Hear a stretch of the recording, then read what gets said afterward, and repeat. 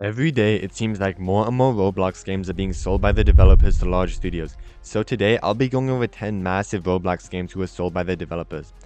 Now, for some brief background, if you don't know, studios like Dubig Studios or Voldex are massive Roblox development studios who have been buying up Roblox games to add to their collection. Once they buy the game, they implement microtransactions and other monetization methods to make as much money as possible from the game. To afford buying all of these games, they get money from private equity, which, in short, is pretty much people with a lot of money who invest in companies for the share of the profit. These studios have been buying games left and right, so today we're going to be going over the 10 biggest purchases by them so far. Number 1. Brookhaven. Brookhaven, created by Wolfpack in 2020, redefined Roblox roleplay with its minimalistic design and suburban sandbox appeal.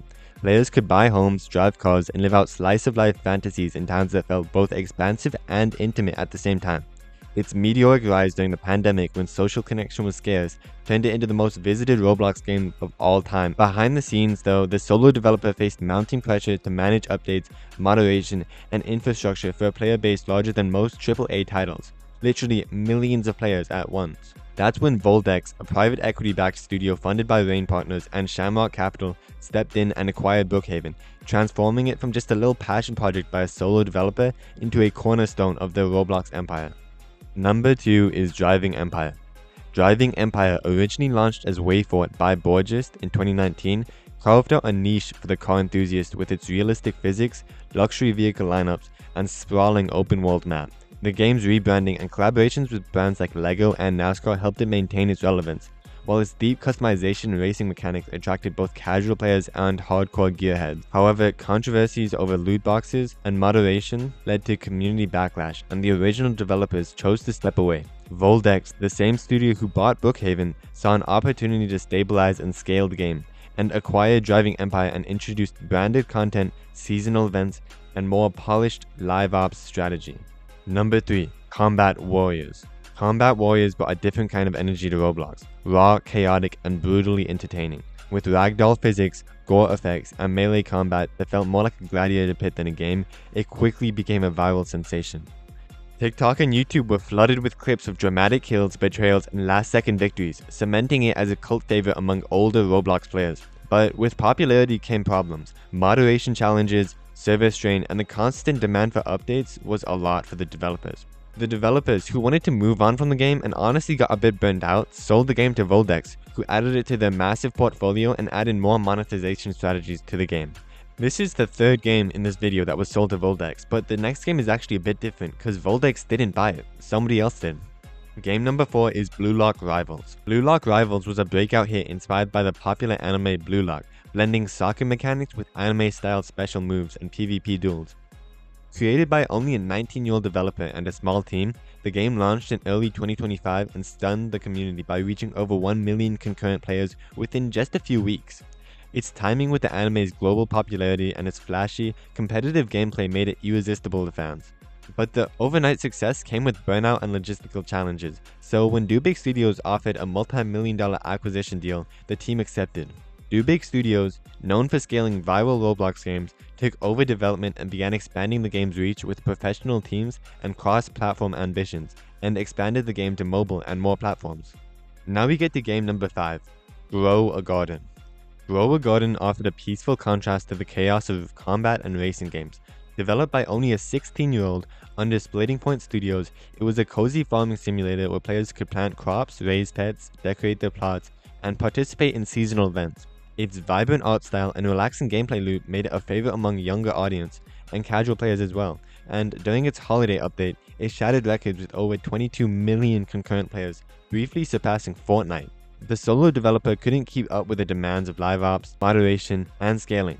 That's when Dubig Studios stepped in, acquiring the game for probably millions of dollars, and launched plans for mobile expansions and even a movie adaptation with Story Kitchen, which is insane. Did any of you guys know we were getting a movie adaptation of Grow a Garden? Because honestly, I did not before this video. Now we get to Anime Battlegrounds X. Anime Battlegrounds X brought anime fandoms and RPG combat together in a flashy, fast-paced experience. Players could unlock characters, battle bosses, and explore stylized arenas inspired by popular anime worlds. Its vibrant effects, combo-based combats, and collectible progression system made a hit among younger players and anime fans alike. The game launched in early 2022 and gained traction thanks to YouTube creators showcasing its boss fights and character unlocks. But behind the scenes, the developer was facing scaling challenges and wanted funding for the new cross-platform title. Though the acquisition wasn't publicly confirmed, a lot of industry insiders suggest that either Voldex or Dubig Studios stepped in to acquire or license the game, aiming to expand its reach in mobile or console markets. Next up, we have Epic Minigames. Epic Minigames, created by Typical Type, is one of Roblox's longest-running party game hubs. It features dozens of rotating minigames, from obstacle courses to memory challenges, each lasting under a minute and designed for quick, chaotic fun. Since its launch in 2015, Epic Minigames have maintained a loyal fan base thanks to frequent updates, seasonal events, and its nostalgic charm.